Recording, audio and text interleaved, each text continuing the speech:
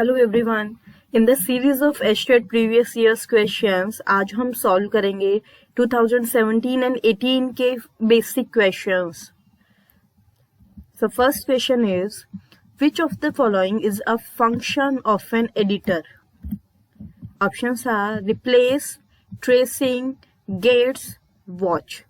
Now editor में हम replace कर सकते हैं, ये हमने वर्ड में भी किया है। बहुत जगह कोई भी आपको एक वर्ड रिप्लेस करना है, आप पहले उसको सर्च करोगे और उसकी जगह कोई और वर्ड आपको एंटर करना चाह रहे हो, आप रिप्लेस इजीली कर सकते हो।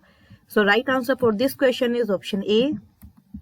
Next is Cortana is a Microsoft's option are hybrid laptop tablet device, browser introduced with window 10, touch support office app, voice controlled digital assistant.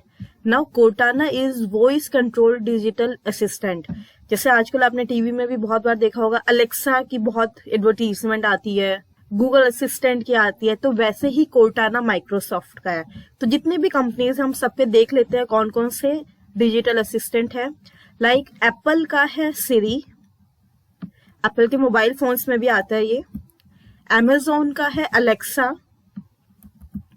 Microsoft के लिए है कोर्टाना एंड गूगल के लिए है गूगल असिस्टेंट, गूगल होम भी बोलते हैं उसको। सो ये सारे हमारे वॉइस कंट्रोल्ड डिजिटल असिस्टेंट है। इसमें हम अपने रिमाइंडर लगा सकते हैं, इनफैक्ट हम इनसे अपने टीवी को कंट्रोल कर सकते हैं। किसी को कॉल करनी है, we can say Siri call this person और Alexa play this song, whatever we want to do, voice controlled है ये सब।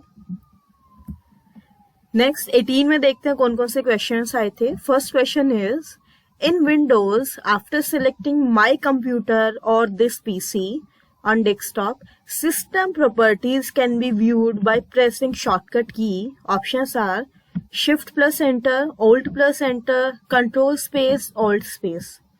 नाउ सिस्टम प्रॉपर्टीज के लिए हमारी शॉर्टकट की होती है ऑल्ट एंटर।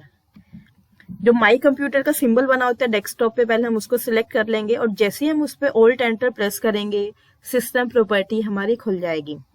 नाउ इसमें एक ऑप्शन है ऑल्ट स्पेस।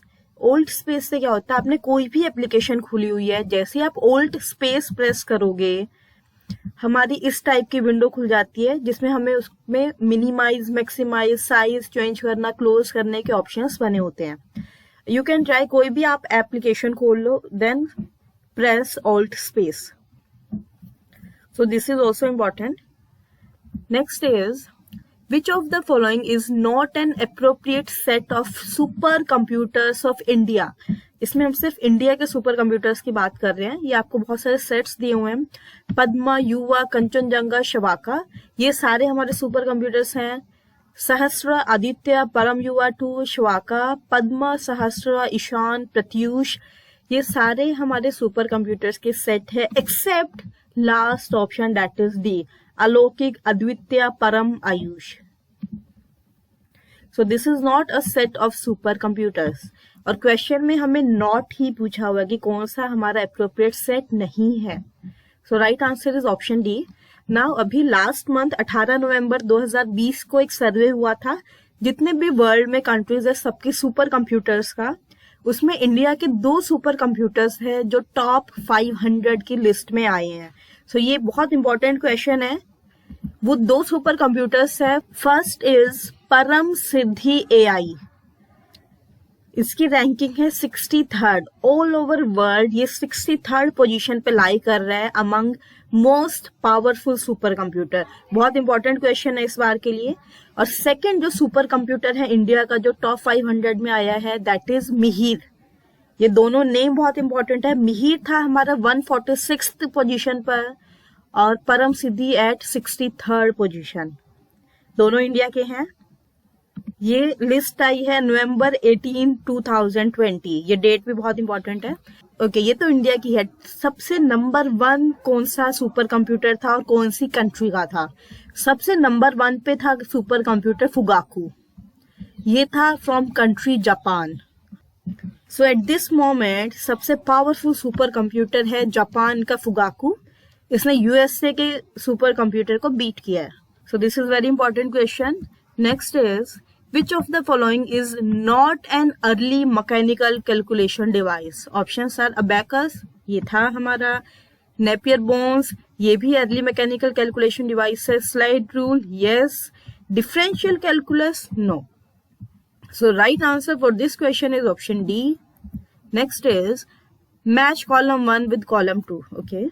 Column 1 में हमारे पास options है Microsoft Office, Windows 10, WinZip, AVG, NDLI. Now NDLI की full form है National Digital Library of India. ये full form भी बहुत important है.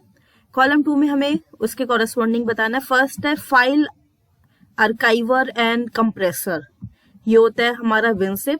फाइल को कंप्रेस करने के लिए हम यूज करते हैं.